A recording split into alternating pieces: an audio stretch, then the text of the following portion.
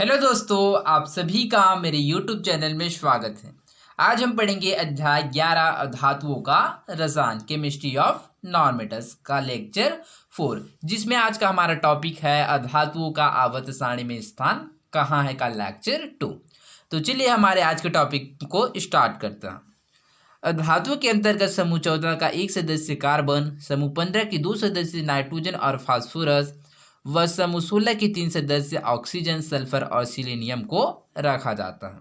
Okay, तो जो धातु के अंतर्गत क्या है, जो समूह 14 के सदस्य है कार्बन हो गया, समूह 15 के 2 सदस्य नाइट्रोजन एवं फास्फोरस तथा समूह 16 के 3 सदस्य ऑक्सीजन, सल्फर एवं सिलीनियम को रखा जाता है। ओके, आप लोग इसको क्या है पृष्ठ क्रमांक 179 में देख सकते हैं कि इसके बारे में क्या है सारणी 1 में इसको प्रदर्शित किया गया है।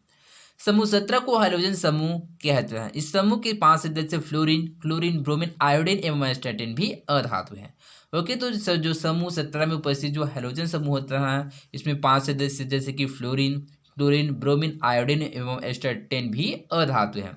Okay, fluorine, chlorine, bromine, iodine एवं एस्टाटीन ये सभी क्या है अधातु है। इन्हें अष्टक पूर्ण करने के लिए केवल एक इलेक्ट्रॉन की आवश्यकता होती है, इसलिए ये अत्यधिक क्रियाशील होते हैं। ओके, तो इनको अष्टक पूर्ण करने के लिए मान ले जाइए क्या है इसका आउटर मोस्ट सेल है, तो इसमें क्या है C1 इलेक्ट्रॉन क्या है प्रदर्शित है 1 3 4 5 6 और ये 7। तो इसको अष्टक पूर्ण करने के लिए कितना केवल एक इलेक्ट्रॉन की आवश्यकता होता है। इस वजह से क्या है ये अधिक क्रियाशील होते हैं। तो आप लोग इसको याद रखिएगा कि जो हैलोजन जो समूह होता है में उपस्थित जो इलेक्ट्रॉन होते जो तत्व होते हैं वह अत्यधिक क्रियाशील क्यों होते हैं, तो इसको याद रखिएगा। तो इसको आप लोग याद रखिएगा कि इनके अष्टक पूर्ण करने के लिए केवल एक इलेक्ट्रॉन की ही आवश्यकता होती है, इसलिए अत्यधिक क्रियाशील होते हैं। प्रकृति में ये मुक्त अवस्था में नहीं मिलते, इसलिए इनकी पहचान 18वीं शताब्दी के अंत में ही हुई। ओके, तो जो प्रकृति जो वातावरण में क्या है यह मुक्त अवस्था में नहीं प्राप्त होता है, इस वजह से इसकी जो पहचान है वह 18 शताब्दी में हुआ। समूह 18 अधातुओं का एक बड़ा समूह है तथा यह उत्कृष्ट गैसों नोबेल गैसेस का है। ओके, तो जो समूह 18 के जो तत्व है वह धातुओं का एक बड़ा ही समूह होता है, जिसको उत्कृष्ट गैस या नोबेल गैसेस का भी कहा जाता है। इसमें हीलियम, नियान, क्रिप्टॉन, आर्गन, जीनान और रेडान शामिल हैं। ये रंगहीन गैसें हैं। ओके, इसमें कौन कौन सी गैस शामिल है, तो हीलियम, नियान, ओके, और उसके पश्चात क्या है क्रिप्टॉन, आर्गन, जीनान और रेडान। ये क्या है, ये सभी क्या है उत्कृष्ट गैसें हैं और जिसको आप लोग नोबेल गैसेस भी कहते हैं। यह सभी रंगहीन गैसेस होते हैं। ओके, चूंकि इनके बाह्यतम कक्ष में 8 इलेक्ट्रॉन है, इसलिए यह सामान्यतः रासायनिक अभिक्रियाओं में भाग नहीं लेती, इसलिए इन्हें अक्रिय गैसेस या इनर्ट गैसेस भी कहा जाता है। ओके, तो जो इसको जो आउटर मोस्ट सेल होता है उसमें क्या है 8 इलेक्ट्रॉन प्रेजेंट होता है, इस वजह से क्या है इसके जो पूरे इलेक्ट्रॉन क्या होता है भरे होने के कारण क्या है रासायनिक अभिक्रियाओं में भाग नहीं लेता, इस वजह से इसको अक्रिय गैस या इनर्ट गैस भी बोला जाता है।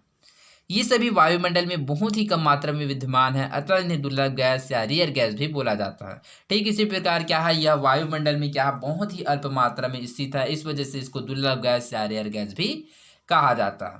ओके, तो चलिए इसके बारे में और अच्छे से जान लेते हैं कि अक्रिय गैस, इनर्ट गैसेस एवं दुर्लभ गैसेस या रेयर गैस किसे बोला जाता है। तो इसके बारे में आप लोगों को मैंने chapter 4 periodic classification of elements तत्वों का आवर्ती वर्गीकरण में अच्छे से बताया था। तो चलिए एक बार इसको और अच्छे से समझ लेते हैं।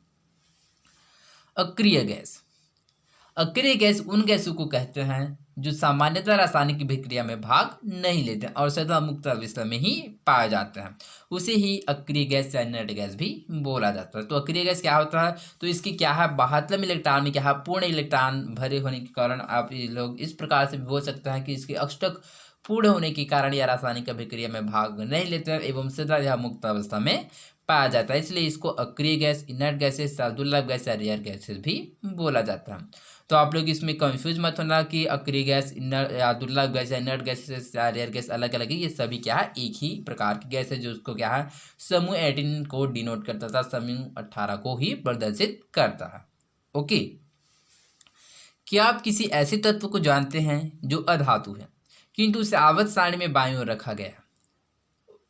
अधातु के रासायनिक गुण के बारे में समझने से पहले आइए उनका इतिहास जानें।